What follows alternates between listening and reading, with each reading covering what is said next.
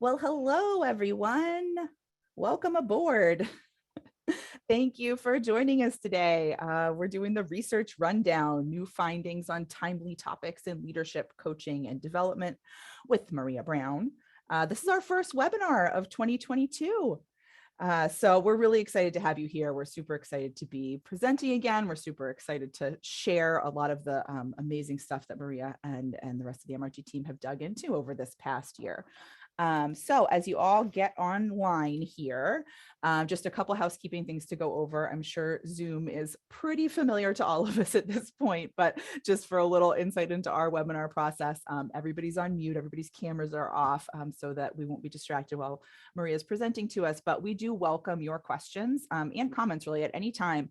Just use that Q&A and those will go straight to me as the host, and pop those in at any point. You don't need to wait for the breaks to put them in. They can you can put them right in as we go through, and we'll take those at a couple Q&A breaks. And then we don't like to leave you hanging. So while we might not have time for every question during the broadcast, we will make sure that those all get answered afterwards. So we do a great follow-up blog post where we kind of cover the highlights and then we get answers from our experts, and those all get shared with you afterwards. So really don't hold back on the Q&A. We love those questions. So just navigate to the bottom center there at any time and you can put things in the Q&A. And I'll just briefly tell you a little about who MRG is in case you're joining us for the first time. So we're a global leader in designing assessments that foster profound self-awareness. We do things in leadership, personal development, motivation, sales, service. They're insightful, they're research-backed instruments, and they're really designed to inspire feedback and that really helps you take action and fosters a deep self-awareness and encourage you to pursue lasting growth. We were founded almost 40 years ago, and our assessments have been used by many thousands of certified practitioners in more than 100 countries around the world. And from that, of course, we get a lot of data, and that's what we'll be digging into today. So our presenter for that today is Maria. Maria Brown is the head of research and education at MRG. She has a PhD from Vanderbilt. She's conducted award-winning research on educational practices. She's presented back when we were doing those the back conferences, if anybody remembers those, for SCP, Society of Consulting Psychology, the EMCC, and many more, and of course presents virtually as well these days. And she's really brought a tireless curiosity to MRG. She has such a passion for digging into these questions and learning about human behavior. So I have chatted long enough. I am going to hand things over to Maria so we can get started and just get with us in the Q&A at any time. Thank you so much, Lucy. Hi, everyone. Welcome to our webinar. Thank you for joining us today. As Lucy said, we love research at MRG, and I especially really like it, which is why I had the research function here. And we have a lot to cover today. We did a lot of research in 2021, and we're going to share some of that leadership research with you today. We'll start by looking at some of our effectiveness measures. So we're going to look at behaviors that convey effectiveness in building strong teams and effectiveness for creating psychological safety in your teams. We'll then switch over to our self-reflection items. We haven't done a lot of research on these, so it's kind of exciting to be able to share that with you. And so we'll be looking at authenticity and growth mindset. We'll then talk about our DEI research. As you know, MRG has been doing a lot of work in this space, and we have a new questionnaire, a new DEI questionnaire. So we're going to look at that today by looking at the business case for DEI, right? It's trendy because it makes sense, and we get why it's important, but I think it's always important to get to understand what the business case is more broadly, so we can share that excitement with other people. We'll look at some potential blind spots when it comes to DEI. And then we'll share with you some of the other things we did in 2021 so that you can go ahead and dig deeper into our research if you'd like. And we'll talk about what we're doing this year and beyond, right? Research continues. It goes on and on here at MRG. So a lot of our attendees today know MRG, but not everyone does. And there are many things that I would like to share with you about MRG, but I'm going to pick one. MRG is is all about research. We love research. We love it so much, it's our middle name. We also love sharing our research findings because we know that it can be of great value to practitioners everywhere. And this webinar is just one example of that, right? It's an example of why, of what we do and how we like to share this and make it freely available to anyone who wants to listen to what we've discovered. So for those of you who are clients, you can always check our knowledge base for more research and for more details about the research that I'm sharing today. And if you're not, reach out to us and find out how you can get access to that research. Okay, so let's jump right in to the first set of studies that I'd like to share with you today. Now, the research that I'm going to share now uses our own leadership effectiveness analysis, the LEA 360 assessment. And this is an assessment used around the world. It has a self and an observer questionnaire, and those questionnaires both measure the same 22 leadership behaviors. Now, these behaviors are observable and they're specific. And they're meant to show which behaviors a leader tends to emphasize in their role. The behaviors are neutral, right? They're not good, they're not bad. They simply describe what a leader tends to do in their role. Because they are normed, scores are presented as norm scores, they also allow a leader to compare their level of emphasis to a relevant comparison group of leaders. And this adds context, right? It's not just you scored an 80. That 80 actually means something, right? It means you're emphasizing it more than, say, 80% of that population you're compared to. LEA behaviors are measured using a semi-ipsative design. We won't have time to get into that today. We can talk about that at another time. We can share with you more information on that. But what I do want to tell you is that design is really great at making it difficult to game the assessment, right? And what that means is that it really gets to the truth of the individual. And when you really, get to the truth of the individual, that leads to a greater deal of self-awareness, self-discovery, self-understanding. So it's a great starting point for development. So now here is where the self and the observer questionnaires differ. The observer questionnaire includes a series of subjective competency items that ask observers to rate leaders on 32 different leadership areas or leadership competencies. These are scored on a 7-point scale. These are evaluative, right? So they are subjective items. The leadership impact report is where leaders can see their results. Now, this report allows leaders to see how effective they are in each area, and it's a really good place to find developmental opportunities for an individual leader. Now, it also includes research-based advice for improving competency ratings. So there's a lot of valuable information packed into that report, both at the individual level and for development, creating a plan for developing that individual skills. The research that I'm going to share with you first is based on 2 of those 32 leadership competencies. Now, the self questionnaire does not include the 32 competencies, but rather 4 specific reflection items.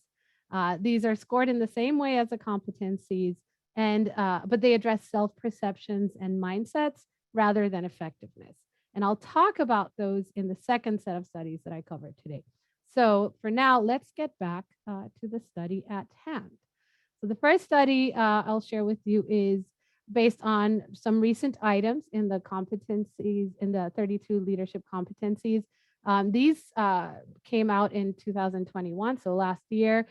So we've got data from over 1,500 leaders at this point. This is global data, and most participants are at the middle management level of or above. And all or most of our industries are represented in those data.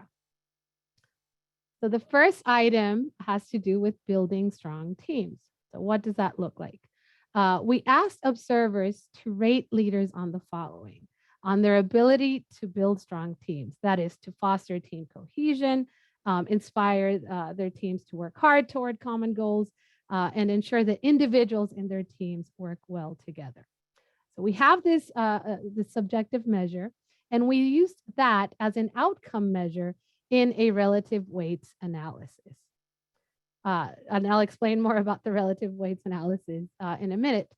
So that's our outcome measure. Our predictor measures are all the 22 behaviors. Both of these were based on observer ratings of effect, so observer ratings of effectiveness in building strong teams and observer perceptions of behavior. So this is all observer data. What the relative weights analysis tells us is simply which of the 22 behaviors are the best predictors of effectiveness at building strong teams, right? What this means in practical terms is that when we're coaching leaders to be more effective in the skill of building strong teams, uh, it tells us which behavioral shifts are likely to help them increase their effectiveness. Okay, so it's kind of like a cheat sheet, right? If you do these things, you're likely to see improvements in your effectiveness when you get evaluated again. So here are the results, but I'm not going to jump into those until I describe what we're looking at here. So those of you who are familiar with our best practice reports will have seen this type of graph. Now, what it shows is which of the 22 LEA behaviors are most important for building strong teams. Okay, that means that these behaviors, all the behaviors you see here, are what leaders should consider shifting to increase their effectiveness. Of course, you want to look at their baseline scores, but this adds additional information for helping them increase their effectiveness in this area. Longer bars, like we see with empathy, indicate a stronger relationship. And so a change in that behavior is predicted to produce greater gains in effectiveness. Okay. Shorter bars, like excitement in this example, would indicate a weaker relationship, but it's still strong enough to lead to changes to gains in effectiveness. Okay. Blue bars indicate that increasing the emphasis on that particular behavior is associated with greater effectiveness, while green bars indicate that decreasing one's emphasis is associated with greater effectiveness. Now, I said decrease, not turn it off entirely, right? So when we say less emphasis, what we're trying to say is leaders might want to turn the volume down a bit, not mute it entirely. And by doing that, by turning the volume down a little bit, you make room for emphasizing some of the other behaviors that we see on the right side of the graph here. The dashed line indicates that anything that goes beyond that dashed line is more important than the average LEA behavior for increasing effectiveness in the outcome measure. But we've already zoomed into the important part of the graph. So all of these behaviors are more important than average for improving effectiveness or building effectiveness in building strong teams. Okay, so let's get to the results. What leadership behaviors are associated with building strong teams, with effectiveness at building strong teams? So the behavior most predictive of effectiveness at building strong teams is empathy. And empathy has to do with showing real and honest concern for others by building close relationships. And there are no surprises there. Showing interest and concern for others is going to build cohesion, right? And it's going to help the team become more cohesive altogether. But we see other behaviors. Effectiveness is also related to showing less emphasis on self. And self has to do with being autonomous, going out and making decisions independently, right? So avoiding that whenever you can. It's associated with greater emphasis on communication, being clear, and maintaining a constant flow of information so that others stay informed. Being strategic and considering what their decisions mean long term and in relation to others. Being consensual, seeking and actually using the advice of others. It's associated with cooperation, being willing to support and assist others, even if you have to hold back on some of your own objectives for a short period of time. And finally, it's associated with a healthy amount of energy or excitement. And it's that excitement, that energy that can get others energized as well, right? And kind of get that team, all energized and excited about pursuing those goals together.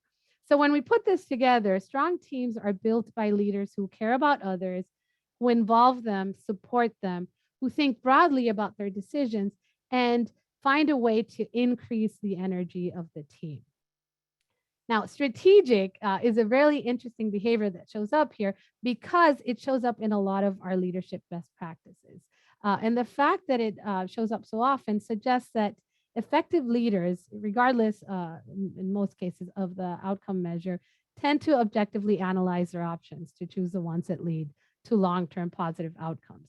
Now, in the case of building strong teams, they might see the long-term value of sometimes slowing down before moving forward with a decision. Things like cooperation, precise communication, getting input from others, all take time, right? They slow you down a little bit. But if you don't let them slow you down too much, in the end, it can help you build a stronger, more cohesive team, right? So the long-term outcomes are positive. And if you keep your eyes on that, you're more comfortable in engaging in these other behaviors. Now, before we move on, there's one result here that makes it an interesting competency as well. And that is that consensual and cooperation are showing up as important for building strong teams. These two behaviors are less frequent visitors to our best practice research findings. And so there is something about the ability to build strong teams that requires involving and helping others. It's not a team unless everyone is involved. And strong teams have members who support each other rather than focus on individual goals. From a broader coaching perspective, the fact that these two behaviors are important for this, but not most other competencies, is why it is important to consider the desired outcomes for a leader, for developmental engagement, and work back from that rather than draw a generic map to a successful leader, to what successful leadership looks like. Different developmental outcomes will require different approaches, which is why this kind of research helps us plan for those engagements.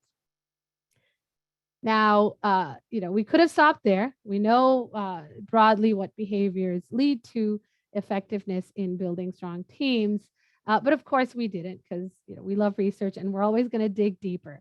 Now, we know that managers working at different levels will be working with qualitatively different teams and working toward different goals.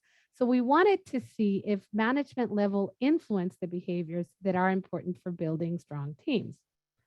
So here again are the results from the research, and this is looking at all levels. The behaviors on the left are the behaviors where increasing emphasis can lead to greater effectiveness. The behavior, only one, self on the right, is the one where decreasing, turning down the volume a little bit, leads to greater effectiveness. Now let's look at what unique behaviors show up for each individual or each level of management. So starting with first line managers, what do we see? So for them, innovative and deference to authority are unique, right? They don't show up in any of the other levels. Innovative has to do with being comfortable taking risks and trying new things. So a first line manager trying to increase their ability to build strong teams should be comfortable applying this not just to themselves, but to their team, right? Let the team experiment, but be consensual, seek different opinions.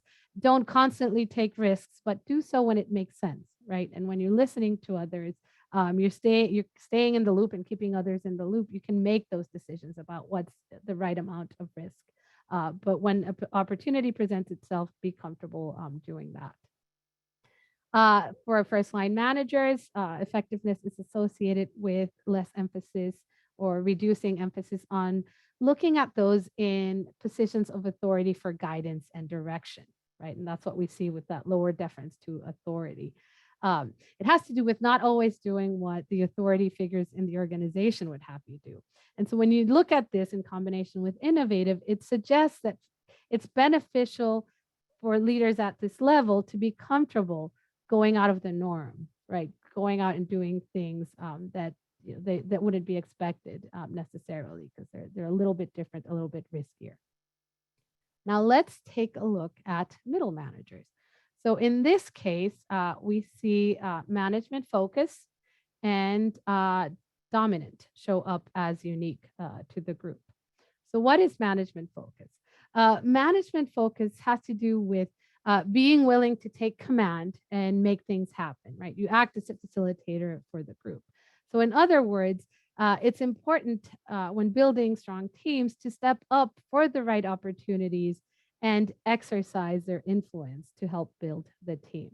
However, there is that need to turn down dominance. So they should also be careful not to be overly forceful and competitive when pushing for results or pushing to reach those goals, because reducing emphasis on that on dominant is associated with greater effectiveness. And in reality, that a forceful approach to leadership kind of goes against the general spirit of the other behaviors that we see in these best practices. Now, our last group of, our last level is senior leaders. So unique to senior leaders, we have control and technical.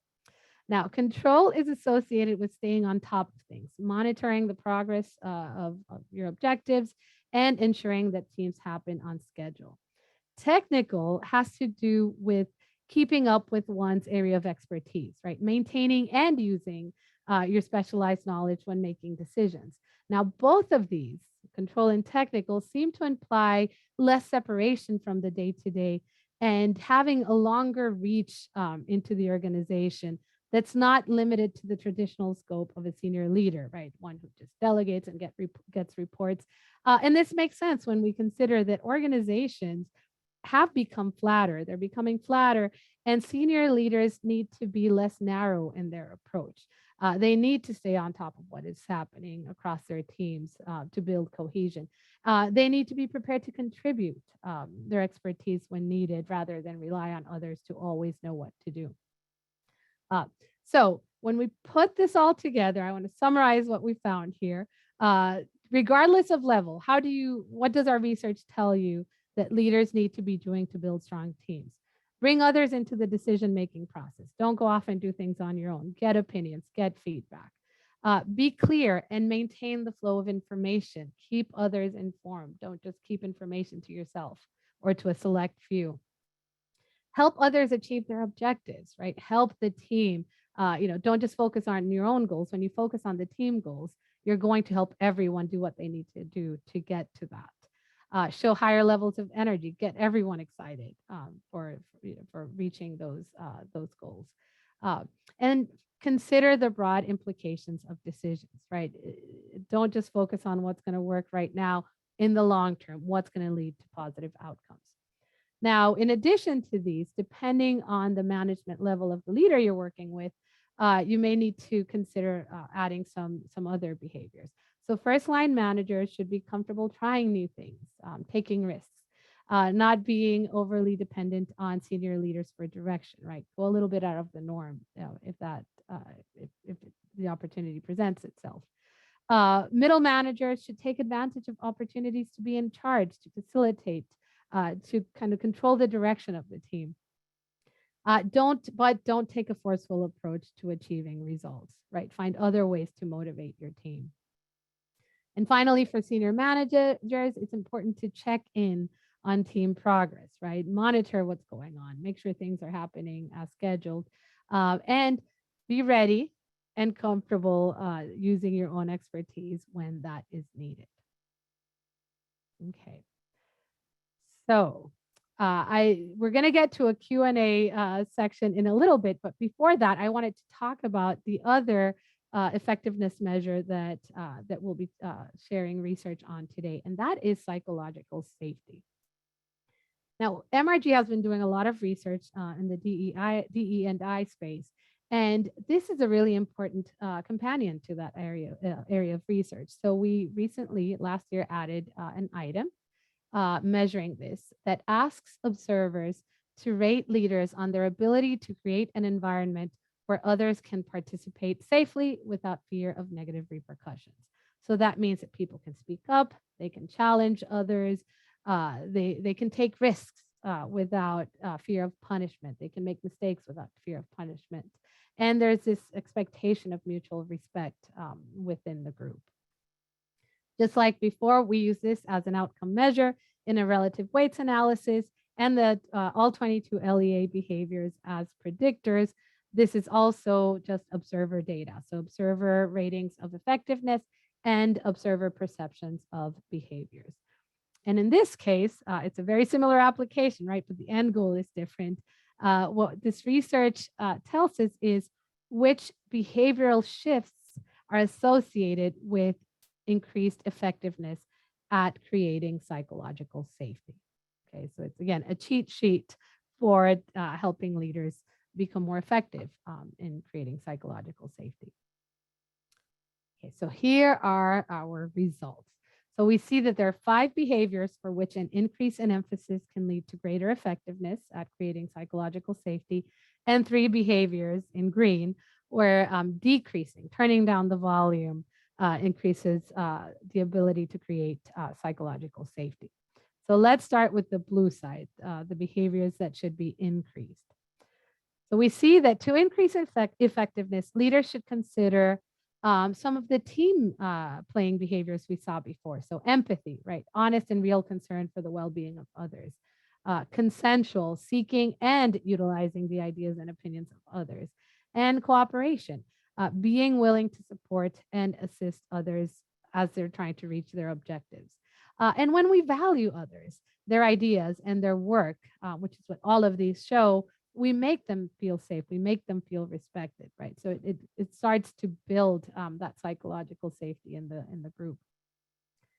We also see one of our frequent visitors, strategic, thinking ahead, using objective analysis to consider options, considering the broad implications of one's decisions. So here, a leader who emphasizes the strategic process would see the benefits of having a team where people are willing to contribute, challenge each other, make mistakes, and grow from them. And that's certainly a better place to be in the long term, even when it can be a little bumpy on the way there. Now, a new behavior we see here is restraint, right? Restraint involves controlling one's emotional expression, right? And when leaders don't immediately reveal their emotional reaction, it gives them an opportunity to consider their response rather than immediately react, whether it's negative, right? Which a negative reaction can immediately lead to negative consequences in those receiving the reaction. But even reacting too positively could make others feel left out, right? With psychological safety, you want everyone to feel included and accepted in the group. Now, on the left side of the graph, we see the behaviors where decreasing emphasis increases effectiveness. And so leaders should be less autonomous and less reliant on themselves as the sole drivers or vehicles of decision making. And that's because that can lead to others not even feeling the urge or the need to participate, right? If leaders making decisions out there, I don't even need to contribute. It's pointless. Uh, they should also consider being less blunt and more nuanced in their approach to feedback. So, the MRG dimension of feedback has to do with how straightforward and direct leaders are when they're providing feedback. And being direct is helpful in many situations. When the stakes are high, I don't know, medical situations, emergency situations. But when the stakes aren't that high, it may need to be, it might be helpful to provide more constructive feedback, especially when that feedback is negative. And for the sake of psychological safety, negative feedback should be offered with respect, right? So the individual still feels supported even after making a mistake, right? We all make mistakes, and those need to be recognized and acknowledged, but there are positive ways to do that that provide a person a developmental opportunity, an opportunity to grow. Finally, when pushing for results, leaders should be less dominant in their approach, less forceful and competitive, which in some cases, if it's done to the extreme, could make people afraid to make a mistake, right? Because the stakes are too high. We're going to miss our opportunity. So just like before, we wanted to look at the effects of management level. So we kept digging. And we did this because we know that power dynamics differ at every level of management. So we wanted to see how that might affect how leaders create psychological safety at each level. So here are the overall results, looking at every level, things that should be emphasized more on the left, things that should be emphasized slightly less on the right. And with first line managers, we see communication, innovative, and management focus as unique behaviors for them. With innovation, we talked about it before. Leaders have to demonstrate a level of comfort with risk. And in the case of psychological safety, it suggests a willingness to try new ideas, to try new things, and even make mistakes, which can translate to others feeling safe to participate and make mistakes themselves. Additionally, communicating clearly and maintaining a constant flow of information shows respect. It keeps everyone at a level playing field. Information is key for participation, right? And when we make information accessible, when leaders make information accessible to everyone, they encourage good participation, informed participation for everyone. It also implies trust and respect, right? You're valuable enough for me to keep you in the loop. You're valuable enough because I trust that you're going to use this information and get back to me with something useful. Finally, a more selective emphasis on management focus on the right side correlates with psychological safety. And that is that first line managers who want to create psychological safety may want to be more selective about when they assume leadership over team objectives and allow opportunities for others to speak up and to take charge, right? If you're taking over everything, it's challenging for someone else to step up and actually contribute themselves.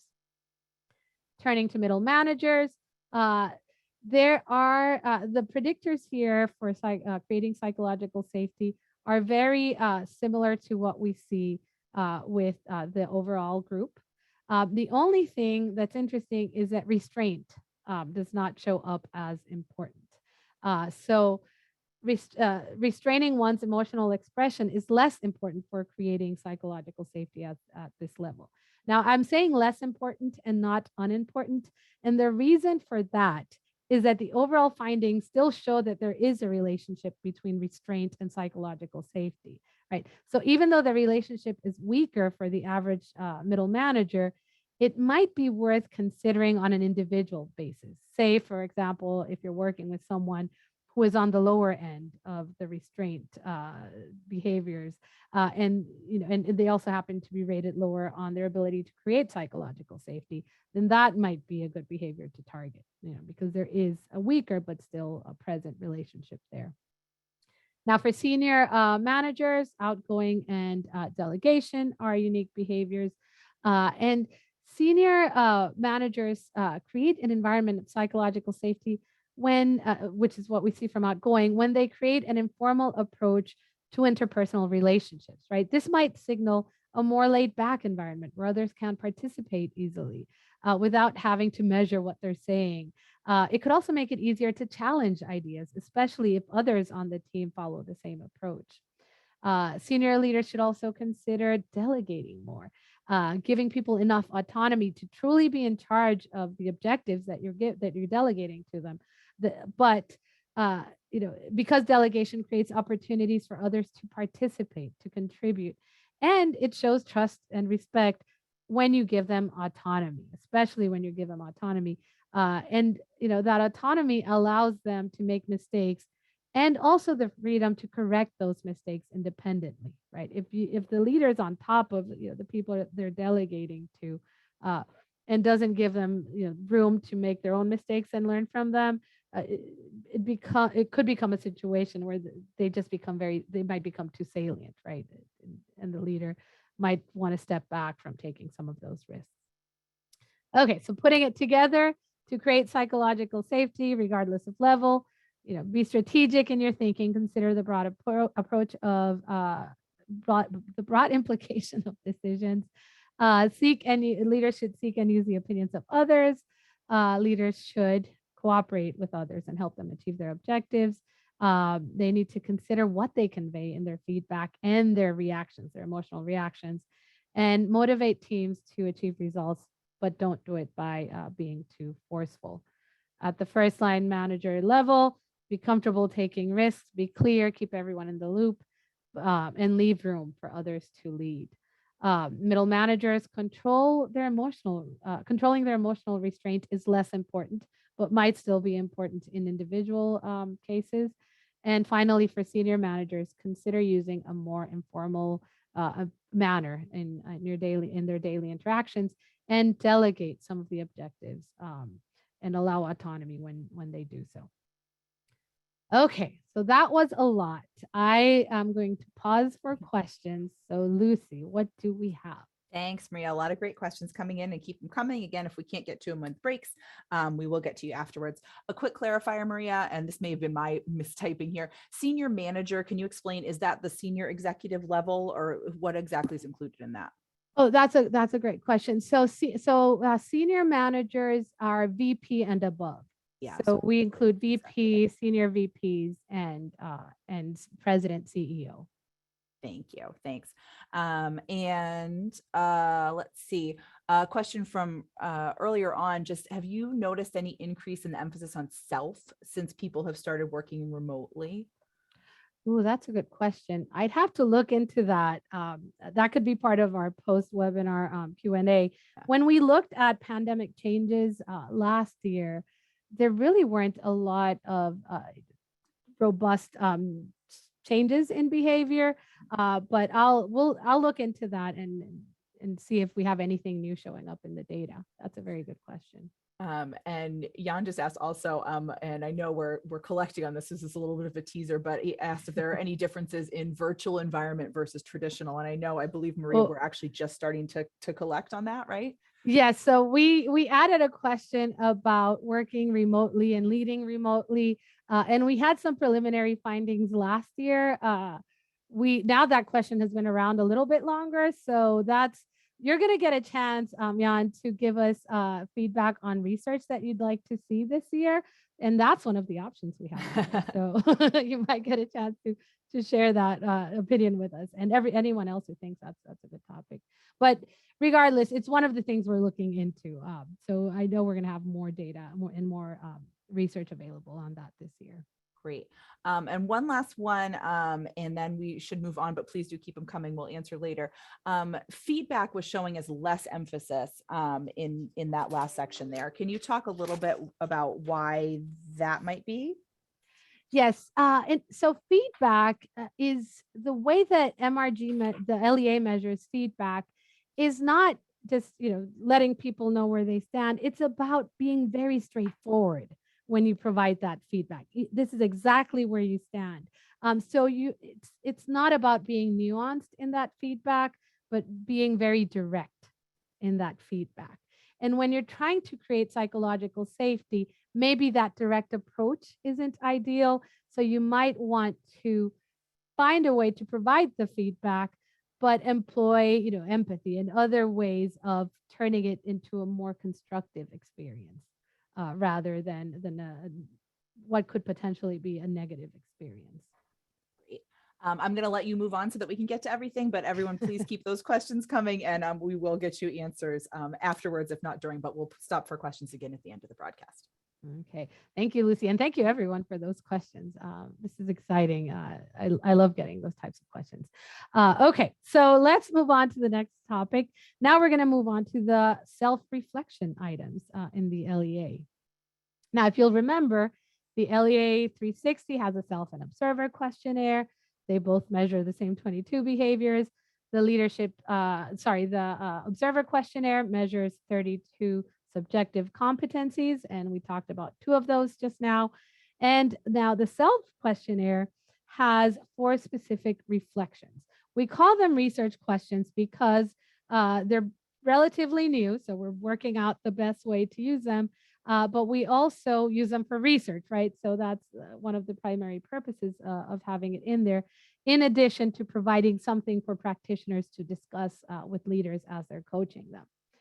So the answers to those questions are included in the facilitator printout that practitioners get. It's not in the report. Leaders know what they answered, right? So it's not as important to get those results to them because they're not observer items. But you as a practitioner want to know where people stand in these, right? So you can have those conversations when needed. Okay, so we've got this, these were added starting in 2018. We've got data from around the world, a little over 10,000 leaders. And here's, so we have 4 items. One was added last year. The 2 that I'm going to talk about today have been there since 2018. The first of which is, do leaders feel authentic in their role?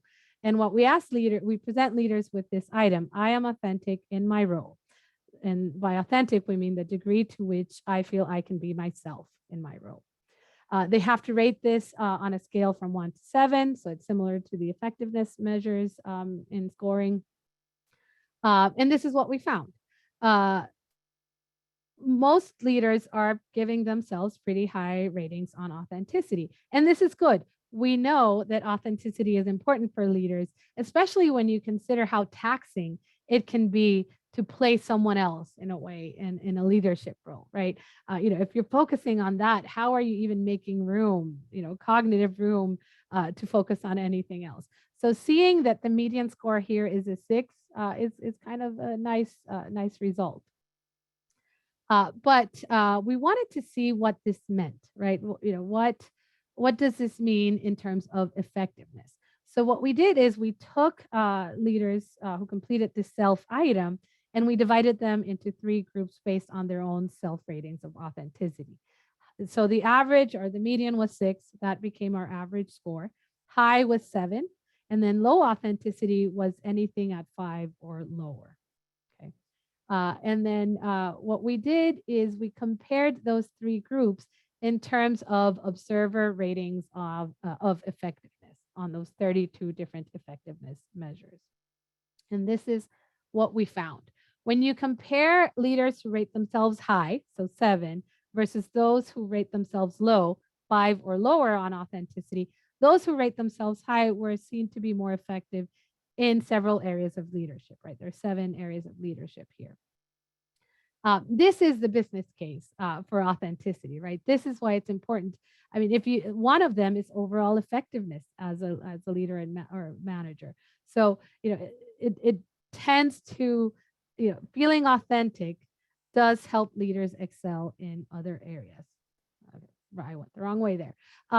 What we did not find were differences between the average group and the other 2 groups, right? So no differences between high and average or low and average. But because we see differences between high and low, what this suggests is that the advantage is gradual. So you really want leaders to be in that 7, right? You want them to be seeing themselves as truly authentic in their role. They're bringing themselves to the role. And if anyone's scoring themselves at a 5 or lower, then that deserves a conversation. We also wanted to explore other factors. And one that came out significant and kind of interesting, though not surprising, is that age or generation seems to influence feeling authentic in one's role. Baby boomers reported statistically higher rates of authenticity than did the other 3 generations we looked at. And it makes sense, right? They've had more time to establish themselves and both, I think, develop their role to fit them, but also themselves develop to fit their role, right? So both of those things can come together to create authenticity. So do leaders feel authentic in their roles? Looks like they do. Most leaders feel authentic in their role. And that's good because feeling authentic is associated with important measures of leadership effectiveness. It's 7 of them, out of 32, but that's still, a good motivator to work towards authenticity. Life stage factors may have a positive influence on authenticity, especially when you compare baby boomers to all the other generations in our database. But we'll see, we'll continue exploring that. And as practitioners, we need to start asking questions when we see 5s and lowers. Like absolutely start asking questions there, and potentially at 6s, right? Depending on the situation a particular leader is in. Okay, so here we go. Okay, so let's look at the next item in those self-reflection that self-reflection questionnaire. Do leaders believe in growth? And this is our growth mindset item. What we ask leaders is to rate on a scale of from 1 to 7 whether they believe that almost anyone can acquire and develop skills. Okay. Um, can people? Do you believe that people can change and grow? We found very skewed results, right? So 7 was the median score for this. That is, most leaders reported believing that with effort, significant growth is possible, right? So these are number of people on the left side and scores here on the x-axis in the bottom. This is good, right? We've been trying to drive that message across for such a long time. It's kind of nice that it's getting across. So far, so good. But we wanted to do something similar to what we did with the other self-reflection item. And we wanted to look at whether believing in growth had any advantages in terms of effectiveness. Now, the median score here was a 7, so that became our high growth mindset group. Low was anything at a 6 or lower. And we did the same thing. We compared that we did before. We compared the groups on observer ratings of effectiveness. So self scores on growth mindset and observer ratings of effectiveness. What did we find? We found that the two groups did not differ in observer ratings of effectiveness. We were hoping, 1 or 2 things would show up, but that did not happen. And, you got to follow the data. That's what research is about. So we've been thinking about this, and we have several hypotheses we'd like to share with you. But feel free to share anything else that you can think of. Write it down in the Q&A, so we can look at it and perhaps add it to what we're going to be looking at next. So what's going on here? Hey, the message about growth is getting across, right? And that's skewing people's beliefs in the right direction, but it reduces variability in the data, right? And it's no longer a differentiator. If everyone's scoring 7s, there's not a 7.1 versus 7.5 or 7.8 because these are single scores provided by the leader themselves. It's a lot. It's statistically, it's difficult to find group differences when everyone is in the same group. It's virtually impossible. Now, another possibility is that there could be a disconnect between a conceptual belief in growth mindset and the practice of that belief, right? So yes, I believe that people can grow. I believe that people can change, but I don't always put it in practice. Or, well, if you really think about it, not those 2 guys over there or those 2, people over there, not them. I don't think they're gonna, you can do much to help them grow. So, one way that we can address this possibility is by adding some other both observer and self items to really determine how often people are actually putting this into practice. Leaders may be over-reporting their agreement with the concept of growth, right? For most leaders who've heard about this, admitting that they don't believe in growth might be a little difficult. Social desirability factors might come into play. And so this is something that we need to explore further. So next steps for us right now are evaluating the item that we're using and considering what other items we might want to add to tweak this out, to figure out what's truly going on, so that we have more useful advice for our practitioners. We looked at generational difference for this group as well. And not surprisingly either, Gen Z, our youngest generation, reports the highest rates of growth, a belief in growth mindset.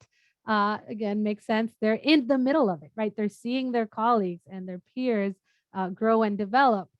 They've heard this message a lot. So it's not surprising that they're reporting greater levels of agreement with the belief. So do leaders believe in growth? Yes, most leaders report strong agreement with the idea that everyone can develop skills when they put forth effort. Gen Z, our youngest generation in the database, report the greatest level of agreement with this idea of growth. And now, in practical terms, when coaching leaders, start asking questions when scores are at a 6 or lower, right? That could be an indicator that there's a conversation to be had. Okay, now let's move to the next topic. I'll cover this quickly. MRG has been studying DE&I for a really long time, and I'm sure many of you have seen some of our research in this space. We introduced a new questionnaire last year, and that was part of a long process. We started back in 2020 to develop the questionnaire. We developed that became a 28 item questionnaire that we've tested for about a year now. And with the data we've collected through that beta test, we've now reduced it to 9 items. It's currently being updated. If you go in to set up a project, you'll still see the 28 item one, but within the next few weeks, it should be reduced to the 9 item questionnaire. We start out by defining our constructs. Diversity has to do with kind of working well in a diverse environment, addressing discrimination, asking the right questions to learn about people, and mitigating unconscious bias. Equity being fair and consistent, and inclusion ensuring that everyone feels that they belong, right, and that they can contribute to whatever the team is working on. For those of you who are curious, these are the 9 items that we're using right now. And these are the 9 items that are used in the research that I'm about to share with you. So what we did is we took 77 leaders who completed the 360 questionnaire. So there are many more observers of these 77 leaders. There are only 9 countries represented here, and most of them are from Australia. So thank you, our Australian friends, for helping us in this effort to kind of tweak and make this an even better questionnaire. 7 industries and a large portion of people at the higher management levels. So what we did was on each diversity, equity, and inclusion, each of the constructs, we divided leaders into the top 35 and the bottom 65, and then compared those groups on effectiveness scores, right? Effectiveness measures as rated by observers. So both of these were rated by observers, their DEI competence and their effectiveness in the 32 LEA leadership competencies. Okay, so here's what we found. Diversity, being in the top 35% in the area of diversity, gives you an advantage in 14 out of 32 competencies. Being effective in the area of equity is 20 different areas of competencies where we see a benefit. Being in the top 35% of inclusion gives you an advantage in 17 leadership competencies. And what's really interesting is that each of these areas of DEI provide an advantage in different areas of competencies, right? So they complement one another. So what does this tell us? Should leaders be coached to be more effective in DE&I? Yes, absolutely.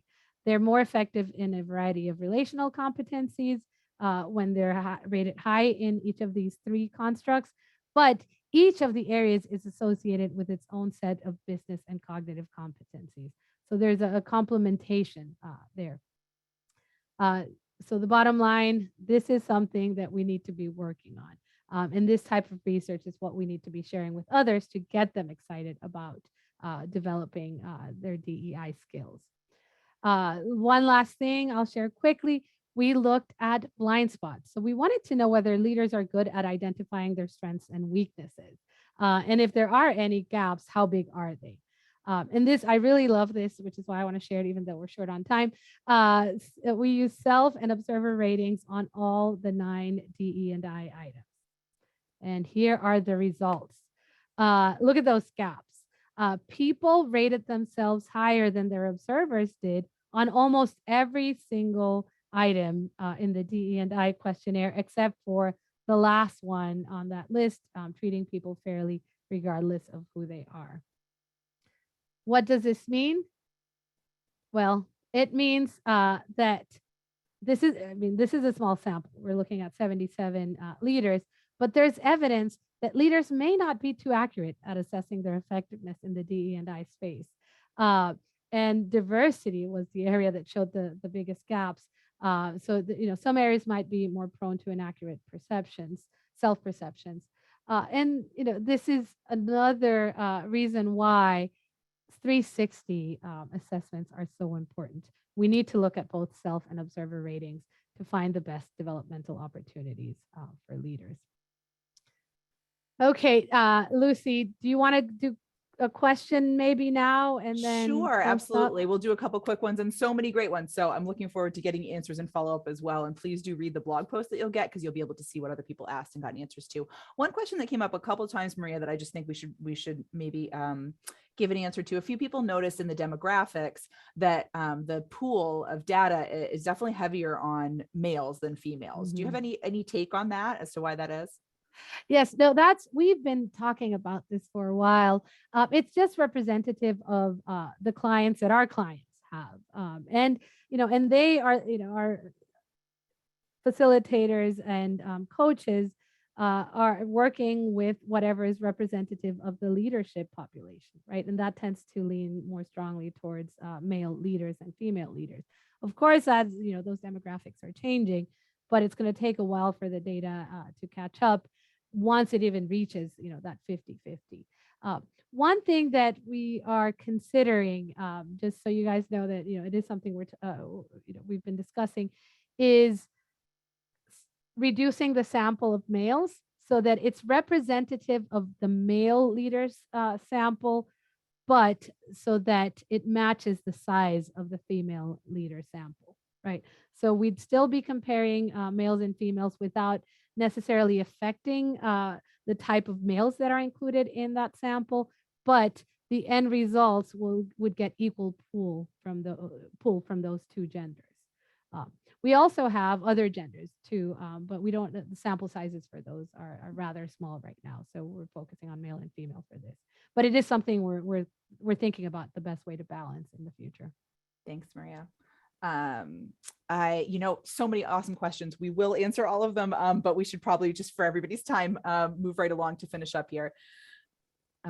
We have, I'll just hop in here, Maria. We have a lot of other research that we did in 2021, and this will be visiting all of you in your inboxes. If you're an MRG client, you have access to all of this in the knowledge base. You can search at any time, but for those of you who joined us today, we will also give you some unique links to be able to take a look at some of this stuff as well. We had a couple great webinars.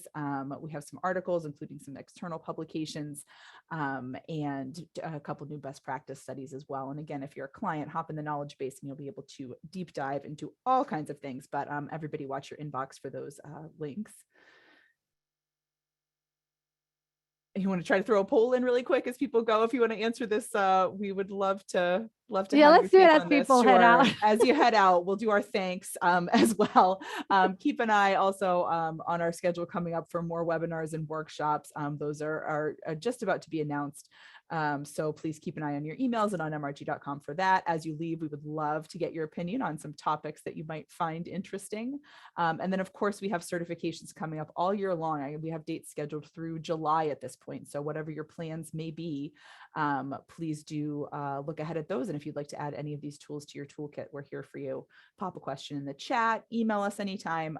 We're here for you, and we would love to welcome you to the MRG community. It's a pretty amazing group of folks, and we thank so many of you for joining us today. All right, we're going to let you keep answering that poll as you head out and go on with your day. And again, thanks so much. Thank you, everyone. Thanks a lot, Maria, for your time as well. And we will see you all next time. Thanks a lot.